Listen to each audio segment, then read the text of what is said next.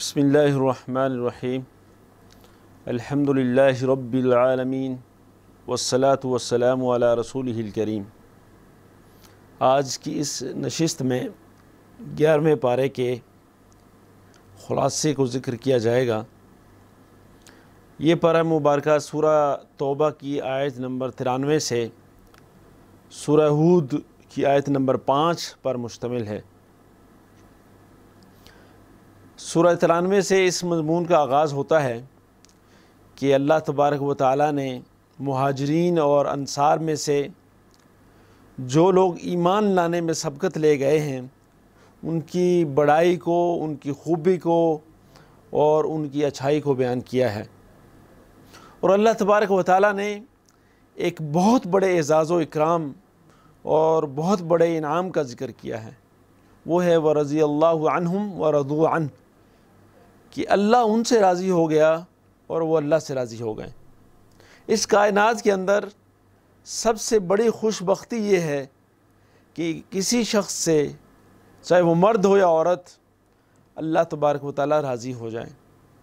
اور اسی کا ایک دوسرا پہلو یہ ہے کہ انسان اللہ تبارک و تعالیٰ سے راضی ہو جائے۔ اس کے بعد اللہ تبارک و تعالیٰ نے مدینہ منورہ میں رہنے والے منافقین کا ذکر کیا ہے کہ مدینہ منورہ میں بہت سارے منافق رہتے ہیں جن کو تم اہل ایمان تم نہیں جانتے، لیکن اللہ جانتا ہے اور اللہ بخوبی واقف ہے۔ اللہ تبارک و تعالیٰ نے فرمایا کہ ان لوگوں کے لیے دگنا عذاب ہے، کہ یہ لوگ نہ صرف کفر کرتے ہیں بلکہ اپنے ایمان کو چھپاتے ہیں،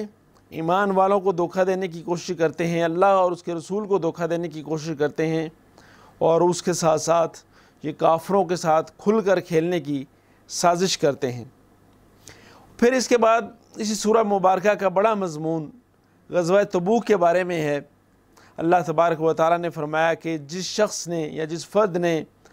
اس غزوے کے لیے کوئی چھوٹی سی نیکی کی ہو، کوئی وادی طے کی ہو، کوئی اس مسافت طے کی ہو، چھوٹی رقم اس نے لگائی ہو یا بڑی رقم لگائی ہو، یہ سارا کچھ اللہ تبارک و تعالیٰ نے ان کے نامہ اعمال میں لکھ دیا ہے۔ اس کے بعد اللہ تبارک و تعالیٰ نے اسی غزوے کے موقع پر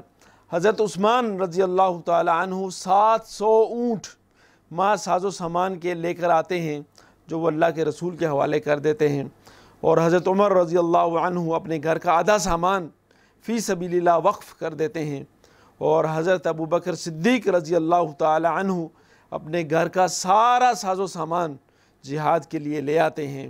اور جب ان سے پوچھا جاتا ہے کہ تم اپنے گھر والوں کے لیے، بچوں کے لیے کیا چھوڑ کر آئے ہو، تو وہ جواب دیتے ہیں کہ میرے گھر والوں کے لیے اللہ اور اس کے رسول کا نام ہی کافی ہے۔ سورہ مبارکہ کے آخر میں نبی کریم صلی اللہ علیہ وسلم کی چند صفات کا تذکرہ ہے کہ فرمایا کہ وہ بڑے محبت کرنے والے اور مومنوں کے ساتھ بڑی رحم دلی سے پیش آنے والے ہیں اور کافروں پر سخت ہیں، اور پھر فرمایا کہ مومنوں کو اللہ تبارک و تعالیٰ کی فضل اور رحمت پر خوش ہو جانا چاہیے۔ اس کے بعد سورہ یونس ہے۔ سورہ یونس کے آغاز میں بنی اسرائیل اور فرعون کا تذکرہ ہے کہ بنی اسرائیل فرعون کے ظلم و ستم کی وجہ سے ایمان نہیں لاتے تھے، تو پھر ایسا ہوا کہ بنی اسرائیل ایک دن نکلے اللہ کے حکم سے موسیٰ علیہ السلام کی قیادت میں، تو جب سمندر پار کرنے لگے تو بنو اسرائیل تو سمندر پار کر گئے، لیکن جب فرعون اور اس کے لشکر کی باری آئی تو وہ پورا لشکر غرقاب ہو گیا۔ تو اس موقع پر فرعون یہ دعا کرتا ہے، التجا کرتا ہے کہ اے اللہ، میں ایمان لایا اس معبود پر، اس خدا پر جس پہ بنو اسرائیل جو ہے ایمان لائے۔ تو فرمایا کہ نہیں، ہرگز نہیں، اب اس کا وقت گزر گیا ہے، اور آج ہم تیرے بدن کو جو ہے وہ نجات دیں گے اور تجھے ہلاک کر دیں گے، تاکہ یہ تیرا بدن جو ہے قیامت تک کے آنے والے انسانوں کے لیے عبرت کا نشان بن جائے۔ اور اس واقعے میں ہر اس شخص کے لیے